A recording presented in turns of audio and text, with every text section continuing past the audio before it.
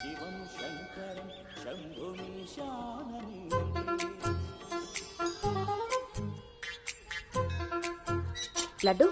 తల దూకనానా?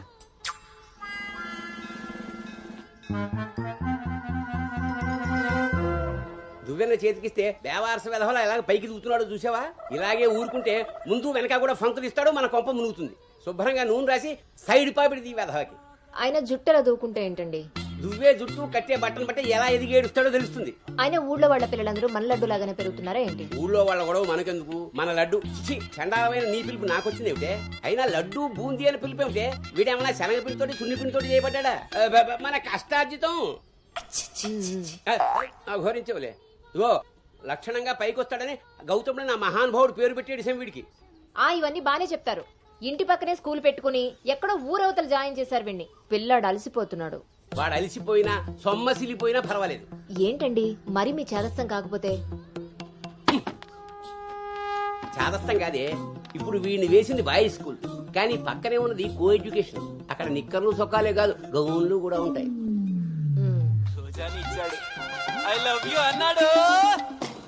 నా పెంపకం ప్రకారం వీడు పడ్డనుకో, కానీ ఏ గౌనన్నా వీడి వెనకాల పడిందనుకో చదువు సంకనాగిపోతుంది.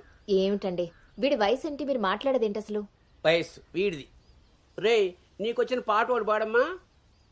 చిలుకా క్షేమమా కులుకా కుశలమా ప్రియతమా.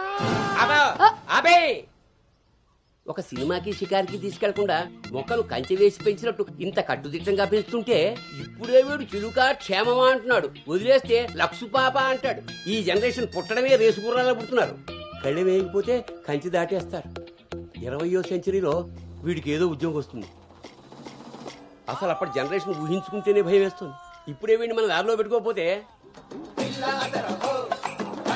ఇదిగో ఇలా తయారవుతాడు. ఈ రోజు నుంచి మన ఇంట్లో భక్తి ఛానల్ తప్ప ఇంకోటి రావడానికి వీల్లేదు. నా మొహం చూస్తాయంట పదా.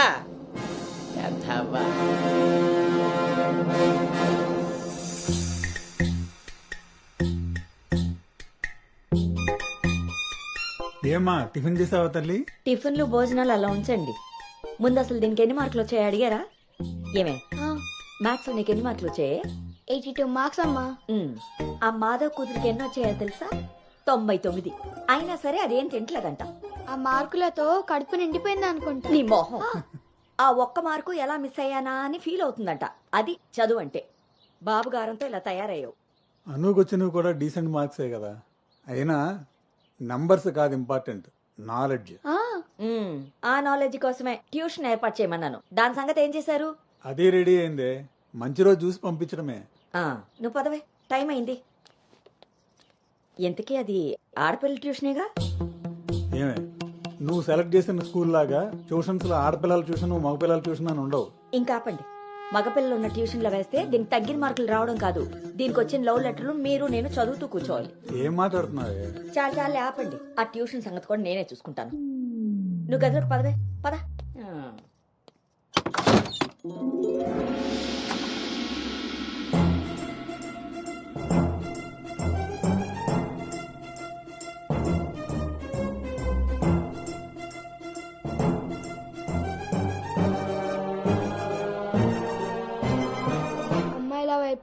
అమ్మాయిల వైపు కన్నెత్తి చూడను, అబ్బాయిలతో పన్నెత్తి మాట్లాడను, వాళ్ళు తల తిప్పి మాట్లాడించిన నేను తల దించుకొని వెళ్ళిపోతాను, నాన్న చెప్పిన మాట జవదాటను, అమ్మకిచ్చిన మాటని మర్చిపోను.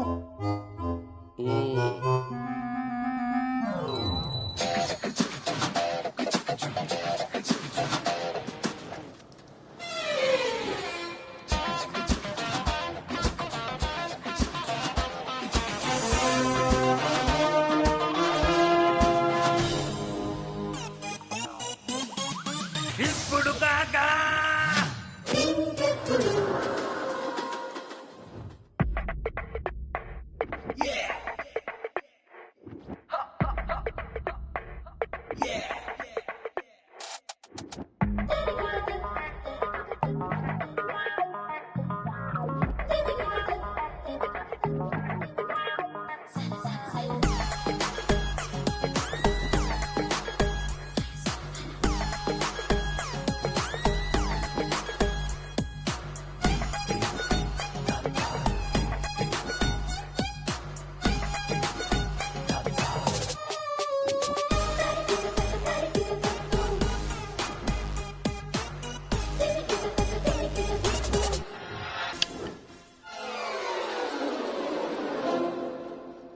ఇప్పుడు ఏమైందండి? ఇంతకన్నా ఘోరం ఏం జరగాలి? నేను వీడిని రాముడినా పెంచాలనుకుంటుంటే నువ్వు వినాయకంగా కృష్ణుని చేసి పారేసావు. ఇద్దరు దేవుళ్లే కదండి. కాదు, ఇద్దరు ఒకేలా కనిపిస్తారు కానీ ఇద్దరు ఒకటి కాదు. రాముడికి ఒకే భార్య, ఒకే బాణం. అదే కృష్ణుడికి ఒక ఫ్లూటు, దాని నిండా టిం టిం టిం టిం టిం. ఇప్పుడు వీడికి వేషం వేసి ఏం చేస్తారు? అక్కడికి తీసుకెళ్లి ఫ్లూటు తీస్తారు. అది విని ఆడపిల్లలంతా వీడి చుట్టూ ముగి కోలాటం ఆడతారు. అది చూసి మీరు కిలకిలాడుతూ చప్పట్లు కొడతారు. అంతేనా? చిన్నమ్మాయి, మీ నవ్వుల్ని మిమ్మల్ని చూసి వీడికి రోజు అదే అలవాటై ఆ మేళాన్ని ఇంటికి తీసుకొచ్చి కోలాటం ఆడుతూ ఉంటాడు. అప్పుడు నువ్వు నేను వాళ్ళకి కాఫీలు టీలు అందిస్తూ ఉండాలి. బాబు గౌతమ్ రెడీయా? కాదండి, నేను రెడీ. ముందు వాడికి వేషం మార్చు. ఐఎమ్ సారీ అండి. ఏడుపు మొహం వేయకు. రాబోయే నవంకి రాముడు వేషం వేసి తీసుకెళ్ళు. కనీసం తండ్రి మాట విన్న కొడుకుల చరిత్రలో అయినా నిలిచిపోతాడు. గదిలోకి వెళ్దామా నాన్నగారు?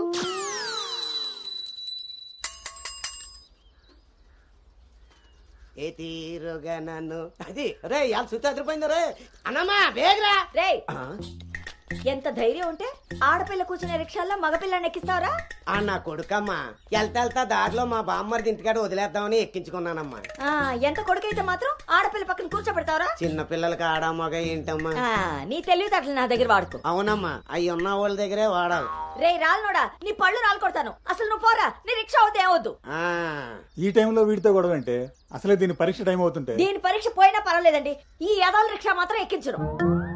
రేపు పెళ్ళైనా మగాళ్ళతో చేస్తారా లేకపోతే నోర్మి, పో. నీ కాళ్ళు ఎరకొడతాను రాయ్, పోరా ఇక్కడి నుంచి. సర్లే అండి, ఈ నెల జీతం ఇస్తారు.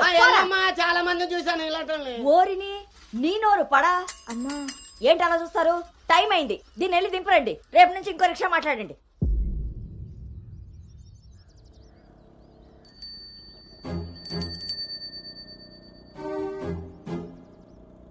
నానా, ఏంటి తల్లి?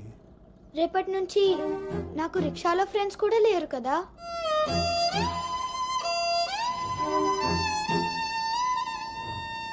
మనం ఇటెక్కడికి వెళ్తున్నాం?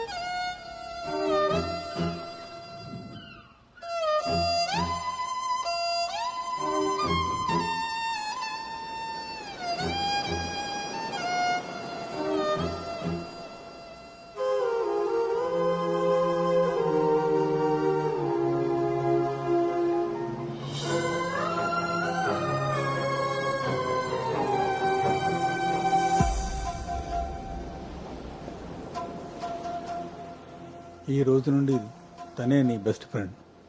బాధ అయినా సంతోషమైనా తనతోనే పంచుకో.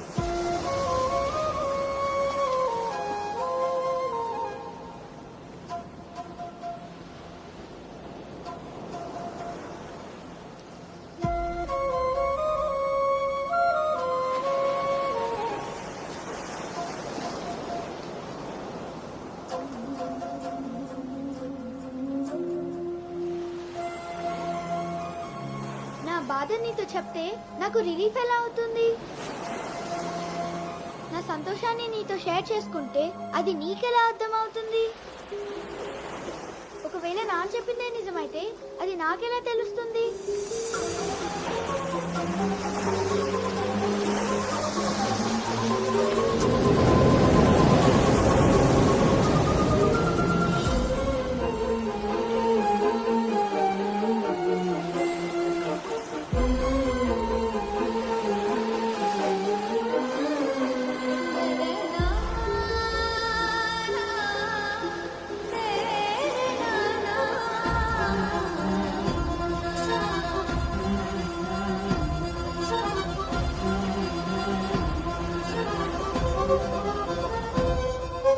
నీకు విషయం చెప్పనా?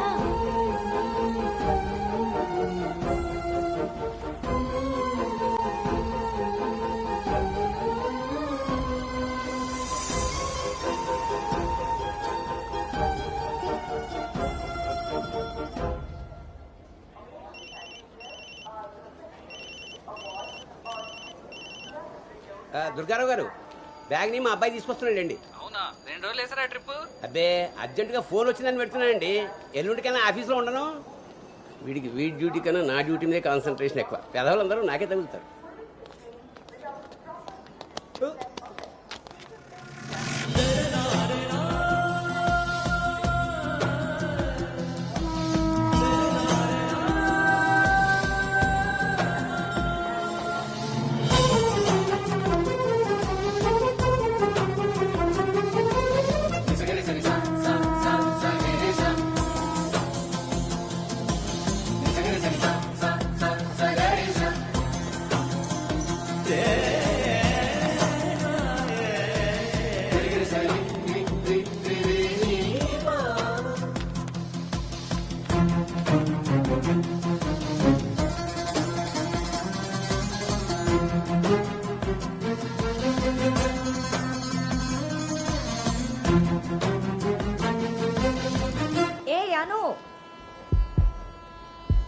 సంచి పాడేసి బడితిలా అక్కడి నుంచి నేను చూస్తున్నావు దిగు.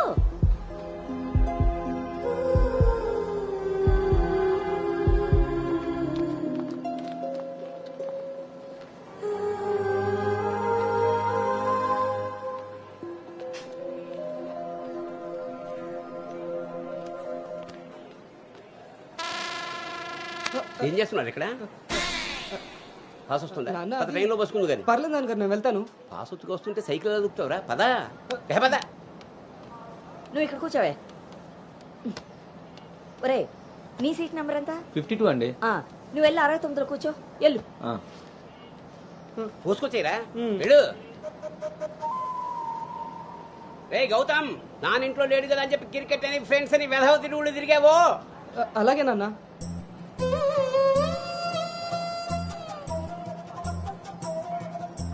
రే గౌతమ్, రోజు ఫోన్ చేస్తాను, ఎప్పుడు చేస్తానో తెలియదు రోయ్, నువ్వే ఎత్తాలి.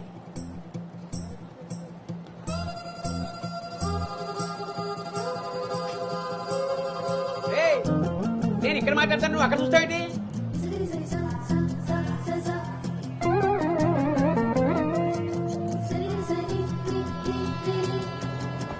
సైకిల్ జాగ్రత్త రోయ్. రే అటెక్కడరా, ఇటు. అలాగే నాన్న.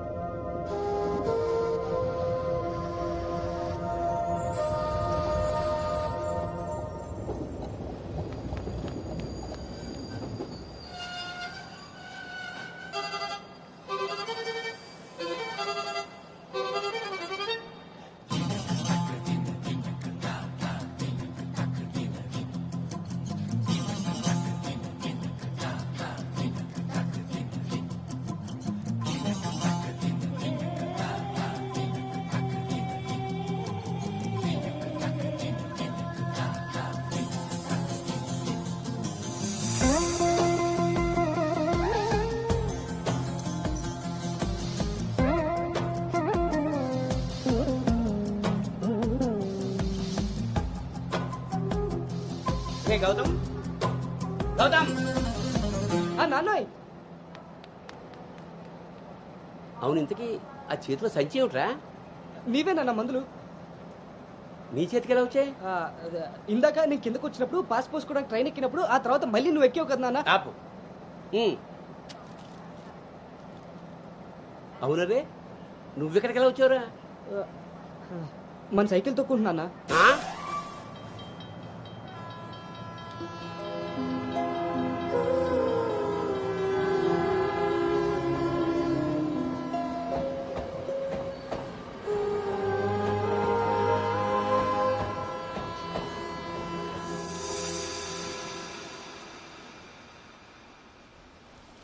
హైదరాబాద్ లో అంత పెద్ద కంపెనీలో అమ్మాయికి ఉద్యోగం రావడం అంటే అది చాలా మంచి శుభవార్తే. అవును, అంత మాత ఆశీర్వాదం. అమ్మాయిని పెంచినట్టు పద్ధతిగా పెంచారు. మీ అబ్బాయి క్యాంపస్ సెలక్షన్ లో జాబ్ కొట్టడం అంత చిన్న విషయం కాదు సార్, అంతా మీ ప్లానింగే. ప్లానింగ్ అనా బొందా పెంపకం. నమస్తే సార్. సుబ్రహ్మణ్యం గారు తీసుకోండి. మొత్తానికి సాధించారుగా. సార్ తీసుకోండి. ఇంతకీ విన్నర్ ఎక్కడ సార్? ఇంకెక్కడ ఉంటాయండి, ఉంటే ఇంట్లో లేదా క్యాంపస్ లో. ఆ రెండు తప్ప ఇంకేమీ తెలియవాడికి. తీసుకోండి.